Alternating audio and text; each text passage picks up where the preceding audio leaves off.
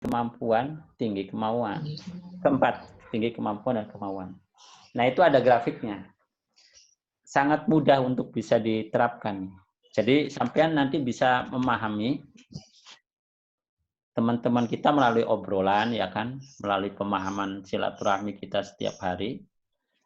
Orang ini misalnya dicoba untuk, kalau perlu kasih instrumen sekali-kali pada teman-teman. Atau dicobalah. Dari tugas 10 ini misalnya, ya kan, dikerjakan berapa. Gitu.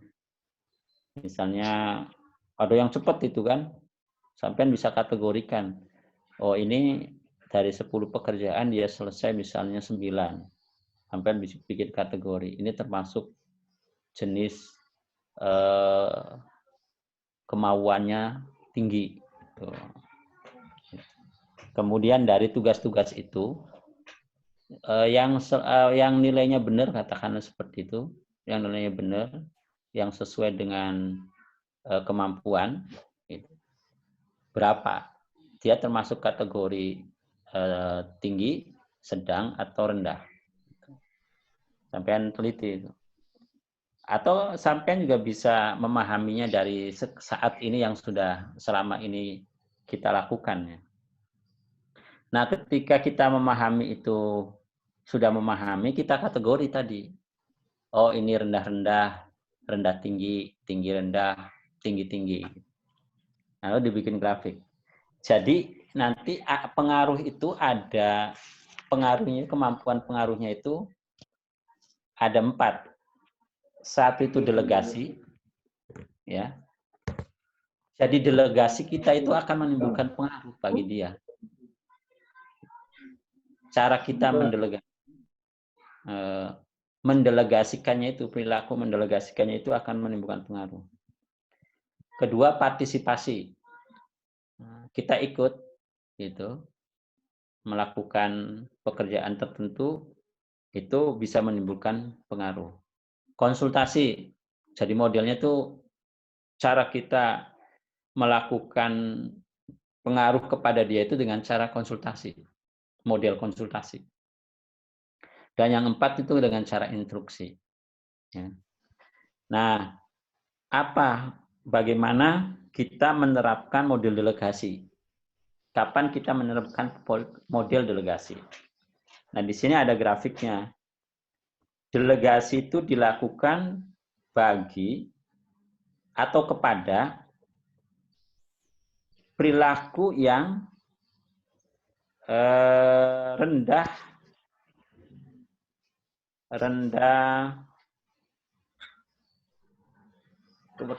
apa nih, kemampuan ya.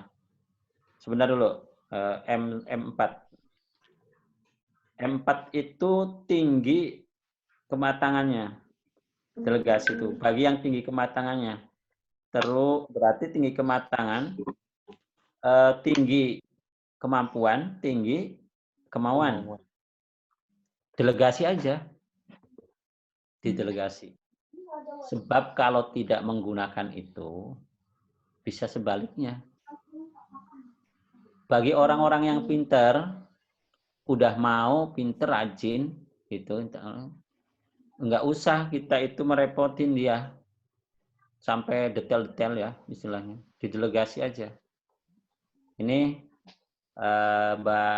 Mas Andas ada tugas untuk membuat proposal. Tolong ya buatkan selesainya tanggal sekian. Gitu.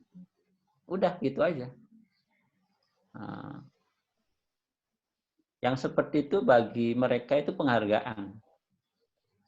Dan itu akan bisa memberi efek kepuasan kerja bagi Pak Andas. Gitu, misalnya. Ini Pak Kaseng ada tugas untuk mengonsep SOP, misalnya standar operasi prosedur. Tolong ya diperlukan untuk mengukur atau membuat standar bagaimana kinerja itu bisa terukur. Nanti selesai tanggal sekian. Bagaimana? Ya siapa?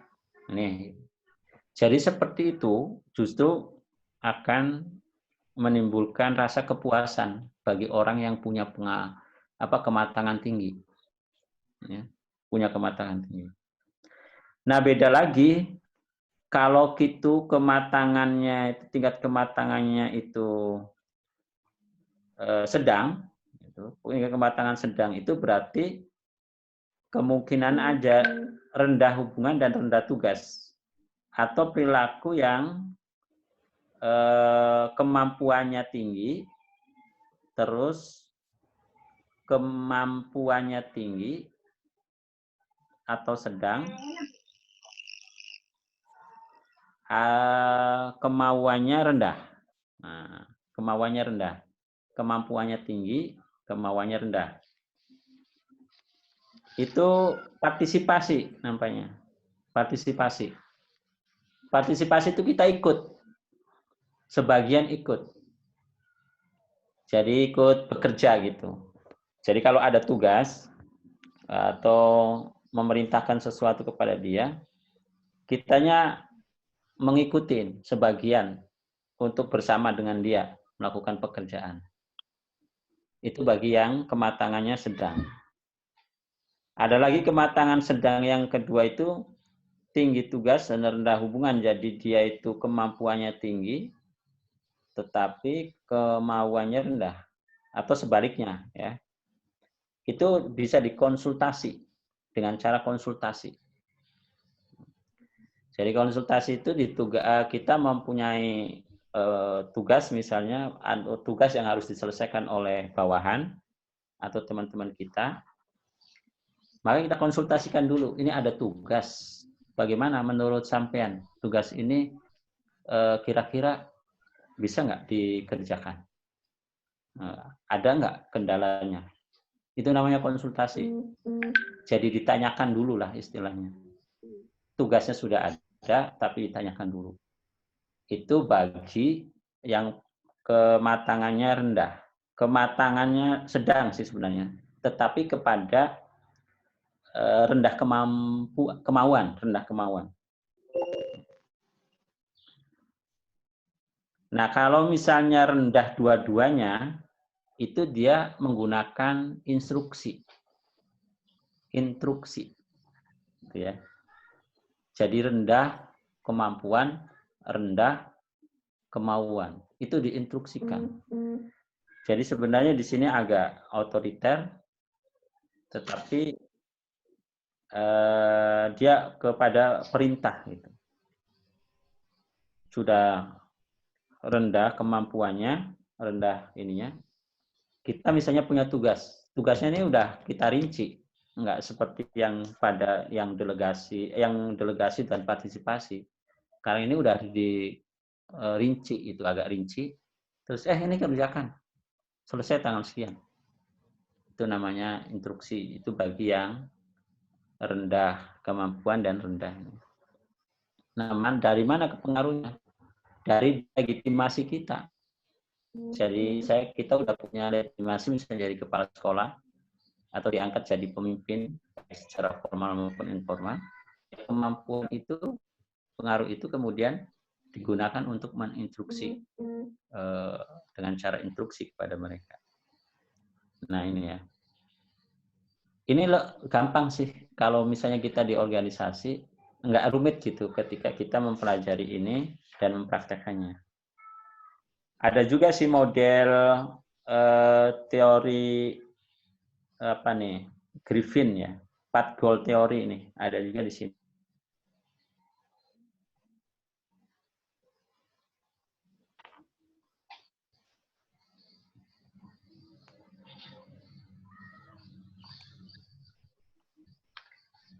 Oh ya, ini lebih banyak lagi nih. Oke.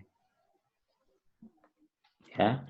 Ada faktor situasional itu 2.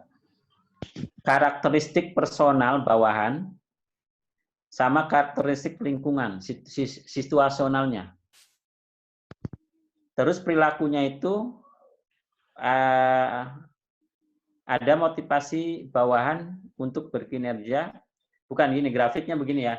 Di atas itu ada kotak karakteristik personal, kemudian di bawah itu ada karakteristik lingkungan, di samping kiri ada perilaku kepemimpinan, perilaku kepemimpinan, yang di sebelah kanannya motivasi bawahan.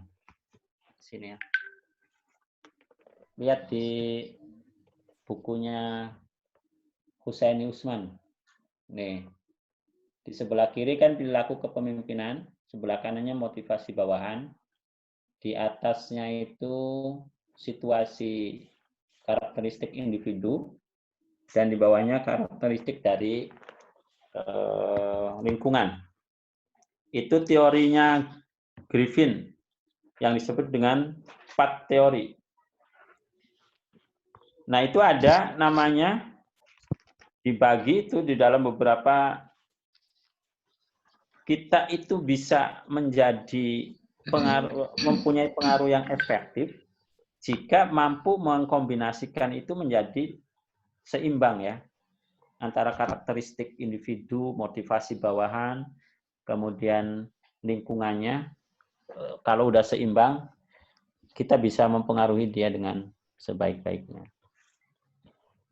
Nah, ini jadi pahami bahwa kalau di dalam konflik atau di dalam suatu situasi tertentu terjadi konflik ya, di organisasi lah pastinya. Pak Alimudin ini dengar ya? Aktif ya? Iya Pak, dengar Pak. Oh, ya.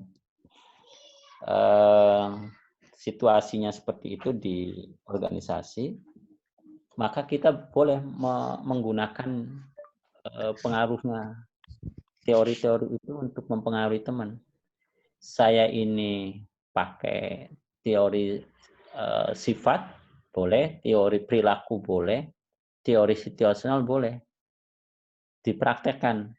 Contohnya misalnya, kalau ada konflik di dalam organisasi yang harus dikompromikan, kita mendekati kelompok A itu berdasarkan pengaruh apa ya dia bisa ikut kami. Gitu. Mungkin dari teori sifat, berarti kita menggunakan trait kompleks ya, trait teori, kecerdasan kita katakanlah gitu. Nah, dia akan terpengaruh karena kita bisa berlogika.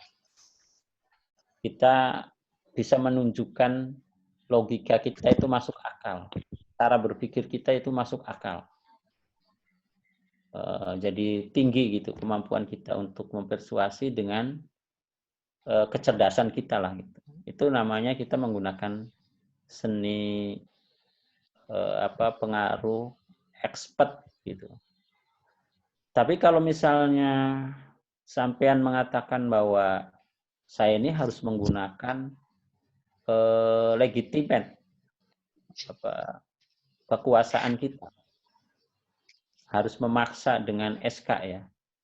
Saya ini kepala sekolah sampean dan sampean harus ikut karena di sini bahwa saya yang punya ditugasi oleh organisasi untuk memimpin dan kami punya tujuan untuk menyelesaikan masalah-masalah organisasi. Nah, itu kita berdasarkan legitimasi kita ya. Seperti itu. Kita juga bisa menggunakan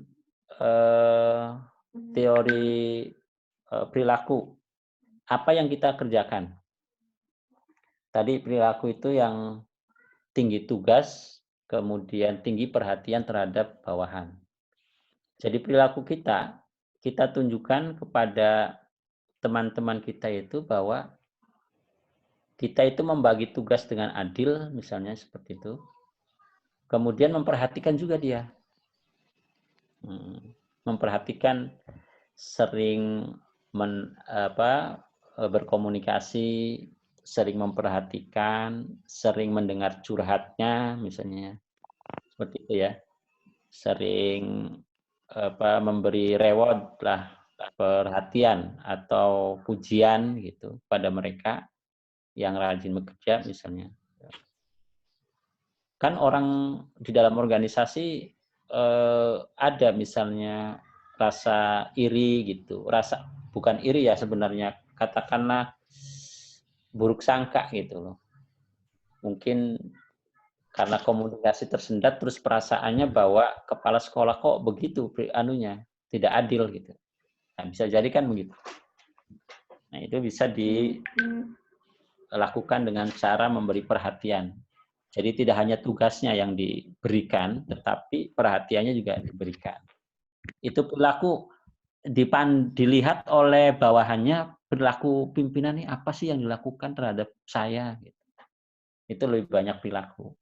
Tetapi kalau situasional itu lebih banyak dipikirkan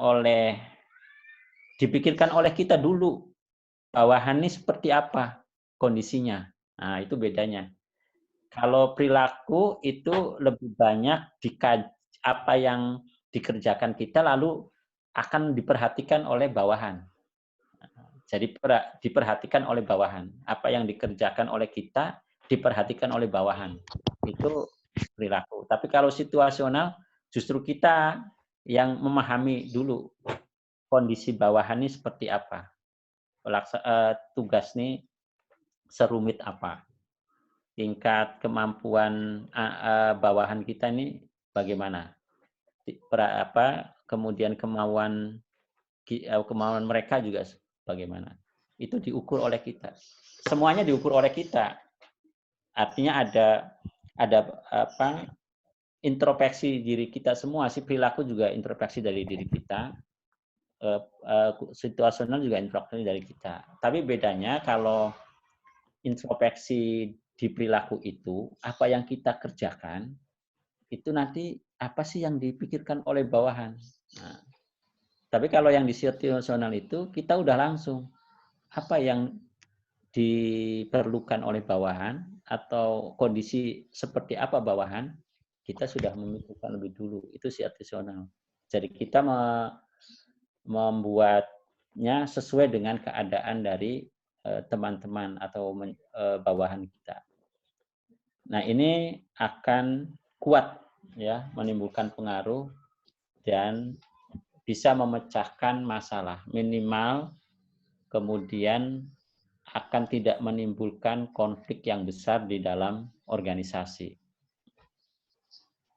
Baik, sampai di sini saya ingin beberapa teori yang nanti dipelajari juga ya, sampai dengan buku-buku yang banyak. Tapi kan frame-nya itu, bahwa ada pengaruh, ada sumber pengaruh, terus ada teori yang digunakan untuk mengkaji pengaruh pemimpin. Teori sifat, teori perilaku, kemudian teori situasional. Nah, kita mau meneliti tentang efektivitas pembelajaran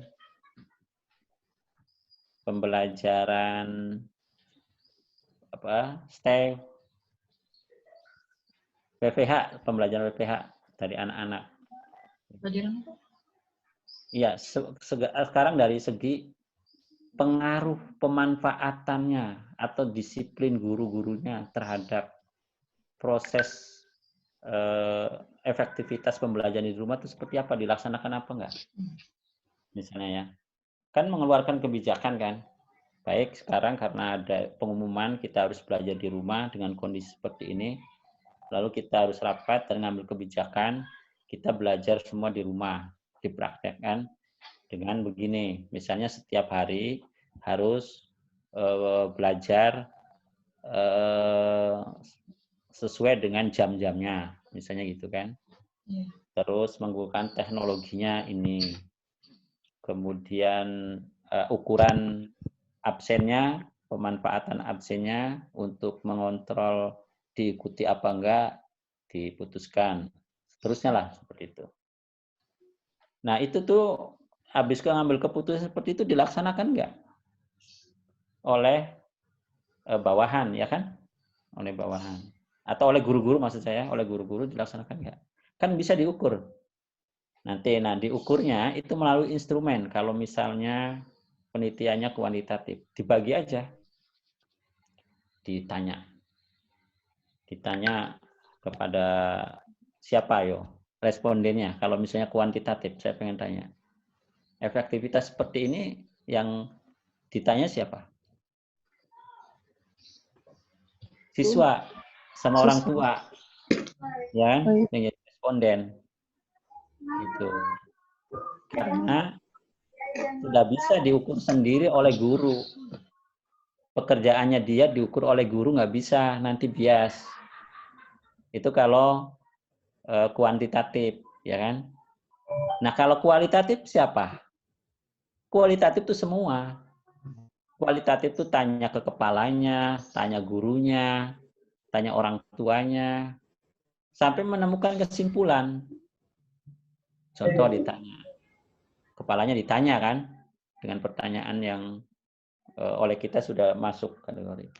Pak, ngambil keputusan apa aja waktu di rapat sebelum tugas ini?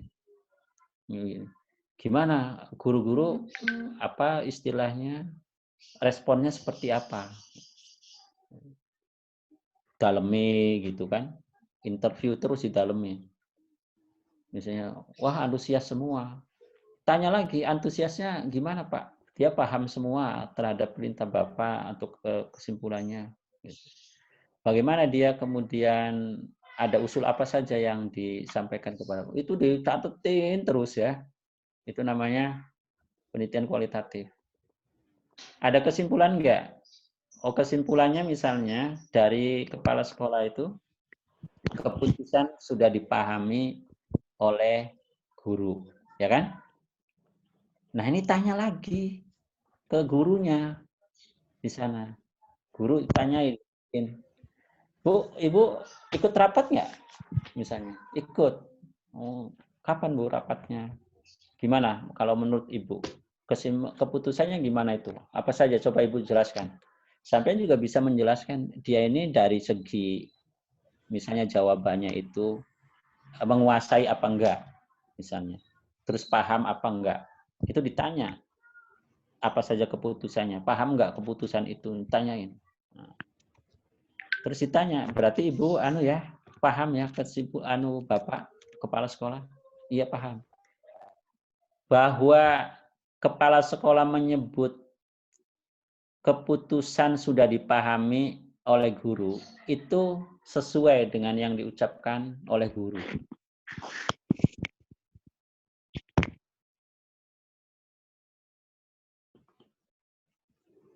Bahwa kebijakan belajar di rumah, di SD ini sudah dipahami.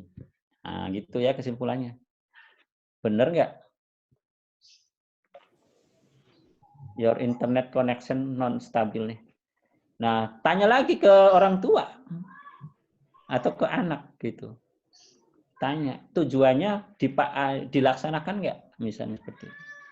Itu kuantitatif. Kualitatif. Tapi kalau kuantitatif tadi nyebar ke ini ya, ke responden, tetapi responden itu akan memberi nilai secara objektif kepada yang ditanya tentang pertanyaan itu.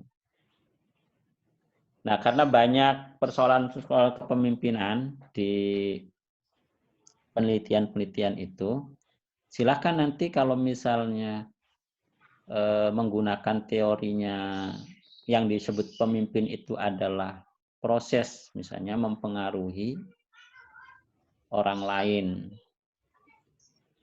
untuk mencapai tujuan efektivitas program. Nah, lalu apa yang harus disimpulkan? Kalau teori kuantitatif, maksudnya pendekatan kuantitatif, kepemimpinannya itu kan dibikin konsep, baru didefinisi operasionalkan ya. Kepemimpinan yang dimaksud itu lalu operasionalnya apa? Gitu. Apa perilaku, apa sifat, apa ke situasi, ke teori-teori situasi gitu. Nah, dicari dimensinya. Kalau menggunakan teori pendekatan kualitatif, sebenarnya bisa saja bahwa kita itu menggali ke lapangan, tergantung apa yang menjadi tujuan kita untuk penelitiannya. Itu penting ya, karena banyak yang saya lihat itu ininya ada bahasanya tentang kepemimpinan gitu. Nah, silakanlah dicari dan bisa dikembangkan untuk membuat penelitian atau tesis ya. Ya, sampai di sini kita diskusi lah untuk bisa ini memahami beberapa hal. Kita bukalah sesinya, silakan.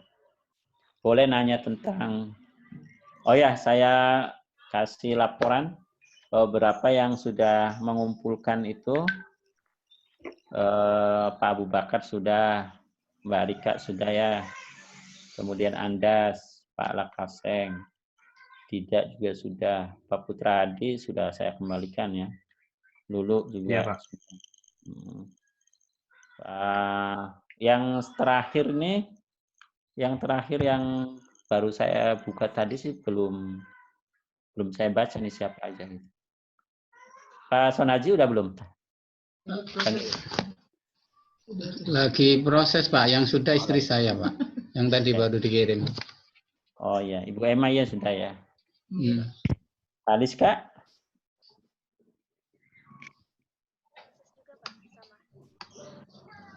Aliska udah ngirim belum?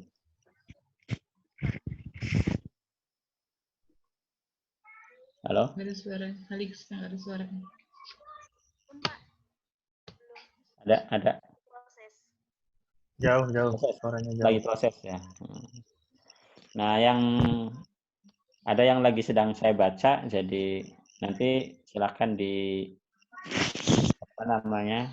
nggak apa-apa sih kalau misalnya langsung gerudukan terakhir. Tetapi maksud saya, kalau saya evaluasi per bab saat ini kan sampean bisa lebih bagus nanti di akhirnya. Saya kan menilai juga di akhir. Ibaratnya kalau prosesnya sudah dilalui kan udah dapat bocorannya.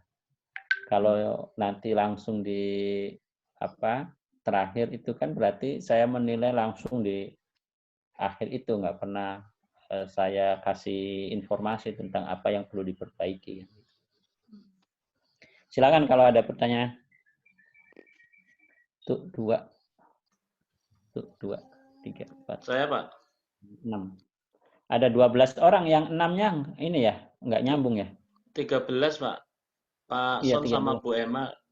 Nyambung. Satu akun 2 orang. Oh iya nih, 13. Gimana Pak Mubarok? Iya, ini tadi pas pembahasan tentang tinggi kemampuan, tinggi kemauan,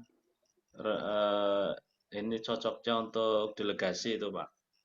Nah ini kebetulan saya menemukan di lapangan itu memang kemampuannya bagus, kemauannya juga demikian, namun komitmen pegawai tersebut itu bekerja semaunya sendiri gitu. Jadi lebih kepada ekspresi sendiri itu.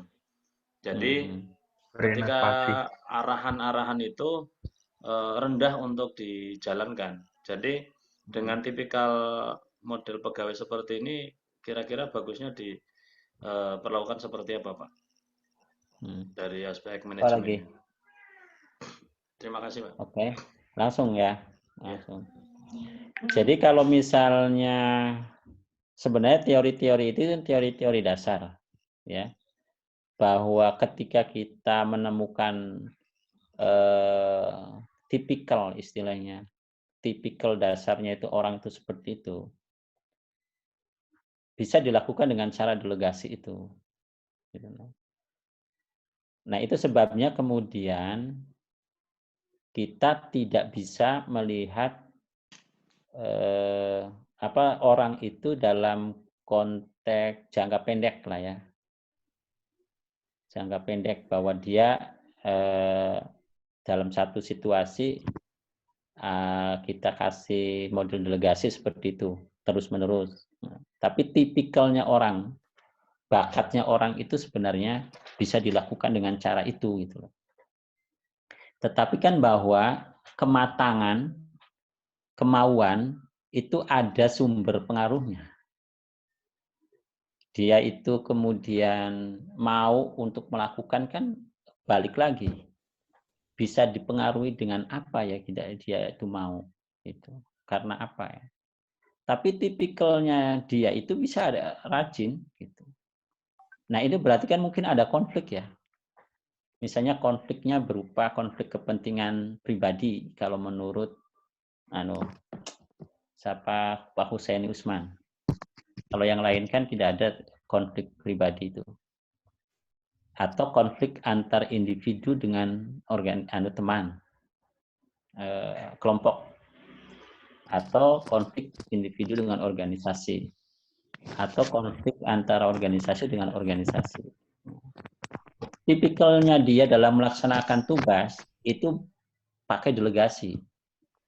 Tetapi masalah yang kemudian dalam jangka panjang terjadi, itu harus didalami.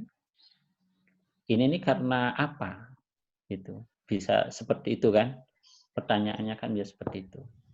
Ini karena dia merasa, katakanlah, bukan kelompoknya, bukan subkelompoknya, tetapi di organisasinya. Katakan misalnya dengan konflik kan timbulnya macam-macam ya Mas ya. Misalnya kepentingannya itu karena suasana kerja yang tidak kondusif, ya kan? Kemudian budaya kerja yang tidak nyaman, kemudian perasaan tidak adil organisasi, ya kan? Nah itu kan itu konflik. Nah itu perlu diteliti. Nah, kalau diteliti, misalnya dia itu orangnya udah cukup lama kerja, ternyata kok tiba-tiba tidak mau diperintah sesuatu. Mungkin dia ada kekecewaan terhadap organisasi lah, katakan misalnya. Terhadap organisasinya, bukan organisasinya. Katakan dia pengen pindah, ya kan, pindah ruangan, karena dia sudah terlalu lama misalnya di situ, masih belum disetujui oleh kantor misalnya gitu kan.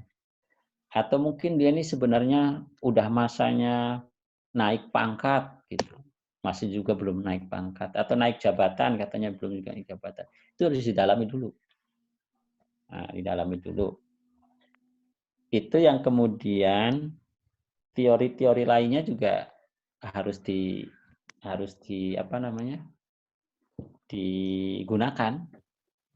digunakan. Karena ketika didalami misalnya, oh ini karena tidak puas dengan kondisi kantor yang tidak memberikan jabatan, katakan